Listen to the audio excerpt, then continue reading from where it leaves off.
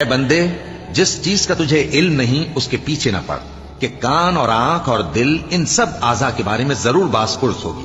اور زمین پر اکڑ کر اور تن کر مت چل، کہ تو زمین کو پھاڑ تو نہیں ڈالے گا اور نہ لمبا ہو کر پہاڑوں کی چوٹی تک پہنچ جائے گا۔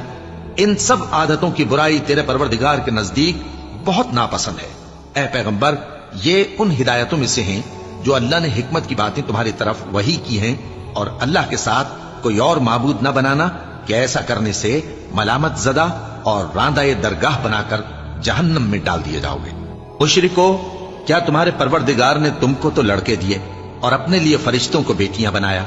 کچھ شک نہیں کہ یہ تم بڑی نامعقول بات کہتے ہو، اور ہم نے اس قرآن میں طرح طرح کی باتیں بیان کی ہیں تاکہ لوگ نصیحت حاصل کریں، مگر وہ اس سے اور بدک جاتی ہیں۔ کہہ دو کہ اگر اللہ کے ساتھ اور معبود ہوتے جیسا کہ یہ کہتے ہیں تو وہ ضرور عرش والے کی طرف لڑنے بھیڑنے کے لیے رستہ نکالتے۔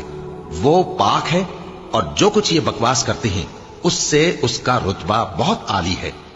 ساتوں آسمان اور زمین اور جو لوگ ان میں ہیں سب اسی کی تسبیح کرتے ہیں، اور مخلوقات میں سے کوئی چیز نہیں مگر اس کی تعریف کے ساتھ تسبیح کرتی ہے، لیکن تم ان کی تسبیح کو نہیں سمجھتے۔ بے شک وہ بردبار ہے، غفار ہے۔ اور اے نبی، جب تم قرآن پڑھا کرتے ہو تو ہم تم میں اور ان لوگوں میں جو آخرت پر ایمان نہیں رکھتے چھپا ہوا پردہ یعنی حجاب ڈال دیتے ہیں، اور ان کے دلوں پر بھی پردے ڈال دیتے ہیں کہ اسے سمجھ نہ سکیں، اور ان کے کانوں میں ثقل پیدا کر دیتے ہیں۔ اور جب تم قرآن میں اپنے پروردگار یکتا کا ذکر کرتے ہو تو وہ لوگ بدک جاتے ہیں اور پیٹ پھیر کر چل دیتے ہیں۔ یہ لوگ جب تمہاری طرف کان لگاتے ہیں تو جس نیت سے یہ سنتے ہیں ہم اسے خوب جانتے ہیں، اور جب یہ سرگوشیاں کرتے ہیں یعنی جب ظالم کہتے ہیں کہ تم تو ایک ایسے شخص کی پیروی کرتے ہو جس پر جادو کیا گیا ہے، دیکھو انہوں نے کس کس طرح کی تمہارے بارے میں باتیں بنائی ہیں، سو یہ گمراہ ہو رہے ہیں اور رستہ نہیں پا سکتے۔